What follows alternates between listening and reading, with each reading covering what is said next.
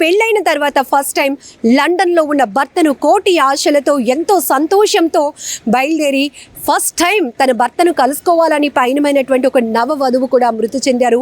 ఆమె బలోత్రాకు చెందినటువంటి ఖుష్బూ రాజు పురోహిత్.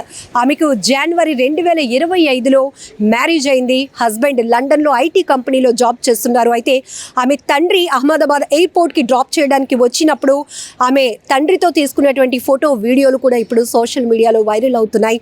ఆ తండ్రి గుండెలు బాదుకుని రోధిస్తున్నాడు. నా కన్న కూతుర్ని, తన అల్లుడు, తన భర్తను కలవటానికి ఎంతో సంతోషంగా వెళ్తున్నటువంటి నా కూతుర్ని నేనే ఆ ఎయిర్పోర్ట్లో డ్రాప్ చేశాను.